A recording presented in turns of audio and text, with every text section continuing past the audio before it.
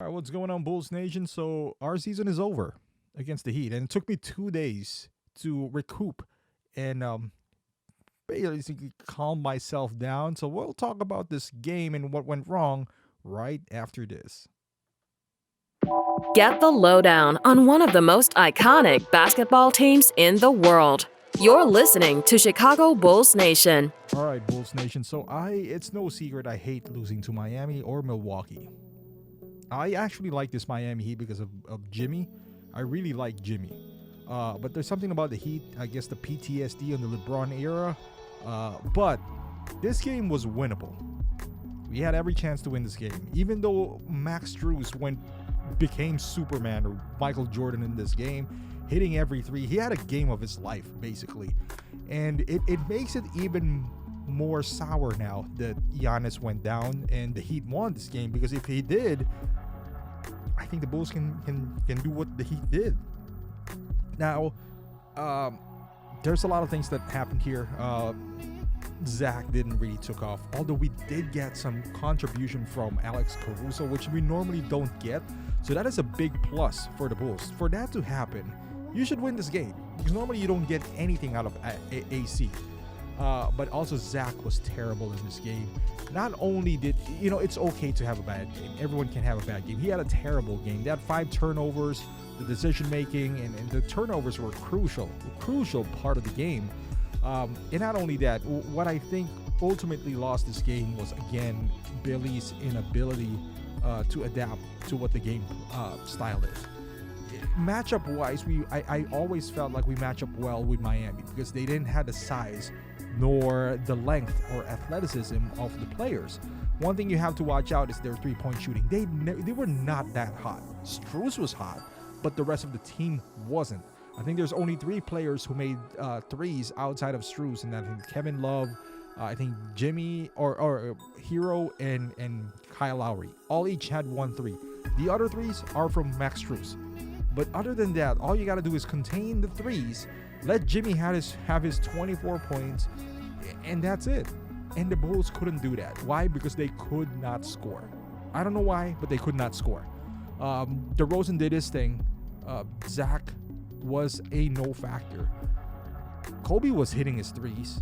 Actually, we had a better, I would say, contribution in the 3 between Caruso and Kobe White. But other than that, we were not anemic on the 3-point area as the people were pointing out. Their defense was constructed like that. The thing that irritated me the most is the substitution pattern. Because you can see here, I think it's towards the 3rd quarter, where Drummond was dominating.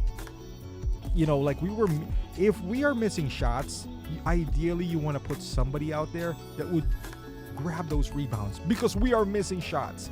You want somebody to clean up the boards and give you second, third opportunities, and that's exactly what Drummond did.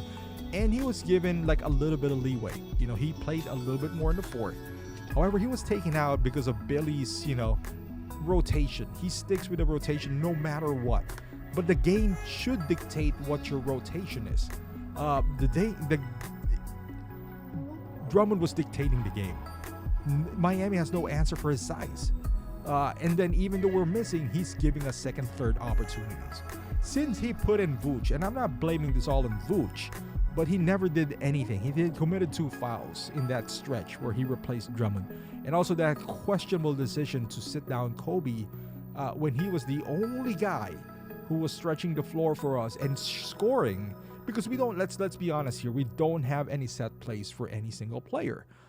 So it is hard to navigate that, and you ride when someone is hot.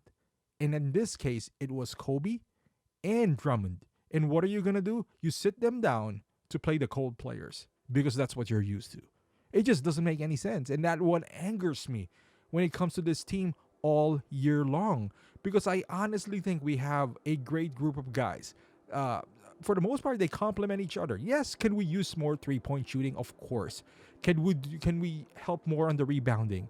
Well, Drummond was doing that. We can get Dennis Rodman here in this team. But if Billy's not going to play him, it doesn't matter. It doesn't matter if you have Dennis Rodman or Charles Oakley on the team.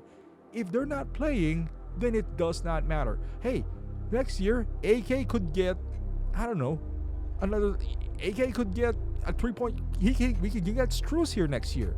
But if Billy's not gonna play him, then it doesn't matter. The rotation is whacked. He sub out Kobe when he was playing terrific defense as well. He was not getting beat off the dribble or anything, and he was hot. He was hot. You take him down for Patrick Beverly. That's not what is being asked right now. We were anemic on the offensive end, and we can't do any stops anyway.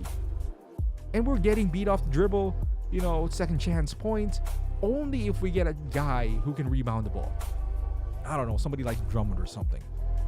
It does not make any sense. I don't know what the Bulls are going to do next season. I don't know. All I know is Billy's not a bad coach. He's not.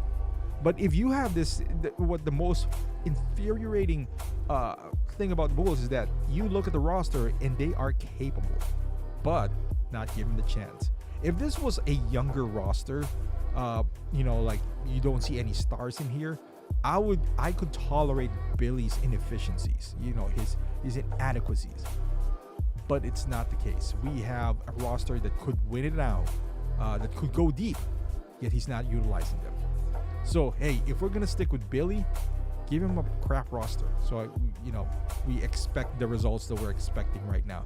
Look at this. Drummond is just fighting for offensive rebounds, and he's making them. He's the pivotal point on when the Bulls came back because of these second chance points that he is providing, and the toughness inside, and the hustle, and the 50-50 balls.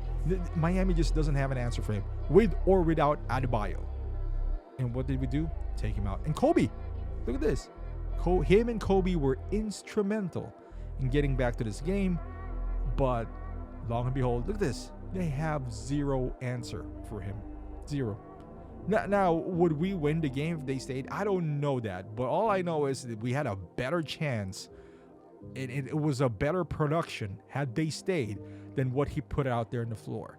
He doesn't even have plays anymore. He's strictly a roster manager, and he still couldn't do the job right.